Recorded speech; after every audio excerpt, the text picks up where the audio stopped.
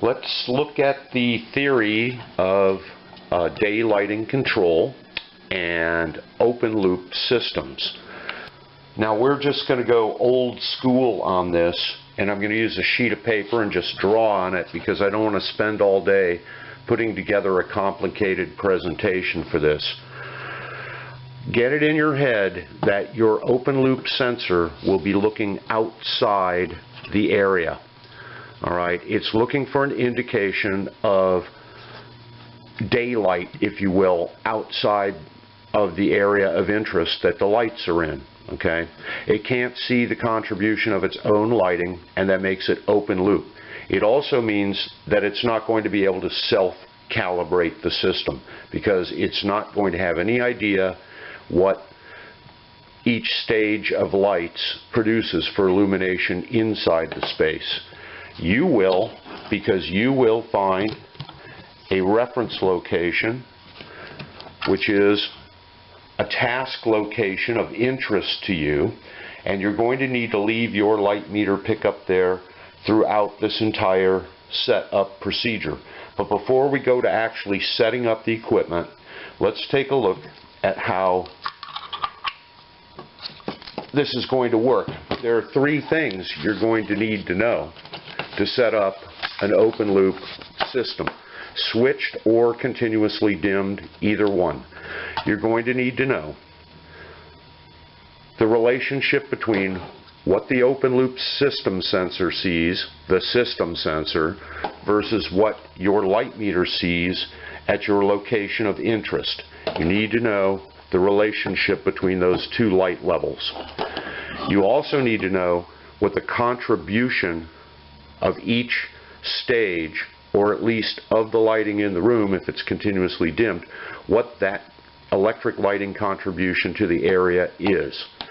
And you will also need to know the reference illuminance, which is the electric lighting in your area with no daylight conditions, simulated or real. The first thing we want to do is get in our heads the idea that when sunlight comes into the room, okay, without no electric lighting turned on, we'll be reading combined illumination here, but that combined illumination is just daylight, so it's not really combined, but once you turn the electric lighting on, it will be. So there's our line showing us daylight entering the space. Now we use a straight line because you're going to be setting up the controller with a straight line approximation, at least the one we're working on. But what about the light outside? This would be what your light meter sees at your task location of interest. This will be looking outside the area. We're going to assume, it's not necessarily true, but we'll assume, and I think in most cases it will be true, that this open loop sensor, system sensor, will see more light than your light meter at your reference location. So we know one thing: under no daylight conditions, it's dark outside, so no light's coming inside. So at that point we have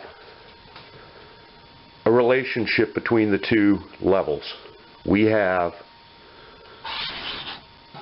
a 0 point where we know these two lines intersect. Alright? So this is our outdoor light level.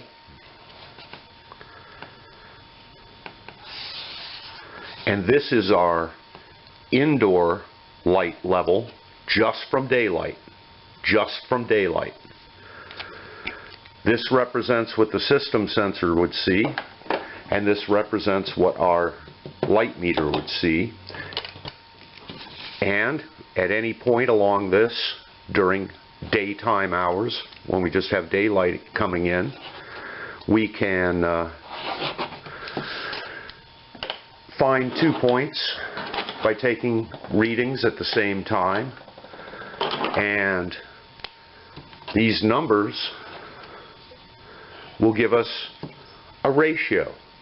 It won't be true to say, well, if I'll always have 20-foot candles more outside than inside. What would be true is would be to say something like, I always have twice as much light on the system sensor as I do on my light meter. And that's the ratio. That relates the system sensor reading to your reading at your area, at your location of interest, your reference location.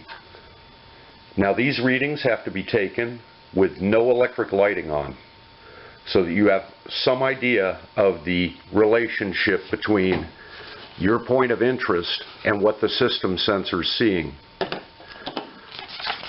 But suppose we turn the daylighting system on and let it warm up and make sure everything's fine and all your luminaires are warmed up.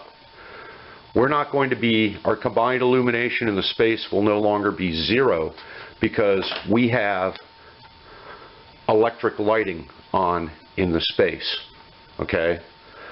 So this is your electric lighting in the space. Fully on under no daylight conditions, right? Now as the sunlight comes in, we're going to see the combined illumination go up. But as this is a daylighting system, as the combined illumination in the space rises, there will be points at which it snaps off stages of electric lighting. When this happens, we're actually going to see something along the lines of this for combined illumination in the space. So we need to know what our reference illumination is under true no daylight or simulated no daylight conditions. It's easy to simulate no daylight in an open loop system because you can simply cover the sensor. And when you do that, it's the same as putting a chicken's head under its wing.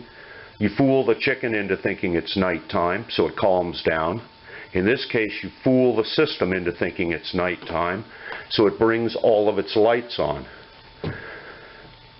If there's actual daylight in the space when you're collecting your reference illumination because you're doing it during the day and you've covered the sensor, you subtract the actual daylight out, because what you want to know is what is my total electric illumination. So we need to know the ratio between your measurement and the system sensor's light levels. We need to know the reference illuminance, which would be the electric lighting under true no daylight conditions. And we need to know what the contribution of each stage of switched lighting is, so that we can estimate where to put these points. Now the important points on this combined illumination chart for us, or at least for me here in the state of California, is these snap-off points. Okay, in other words, the combined illuminance in the room when a stage of lighting just snaps off. These points need to be between your reference illuminance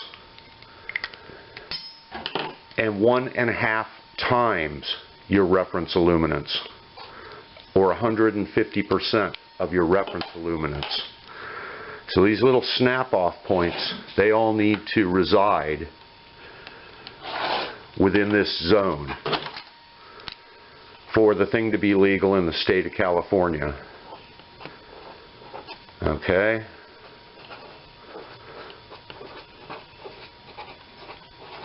So we need to ensure that we're putting the proper points into the controller to have it snap off a stage or snap on a stage of lights at the proper level of daylight entering the area. So we're going to need to do a little bit of math here to guesstimate where those points should be and then we'll just program them into the controller. We'll take a look at that in a few minutes.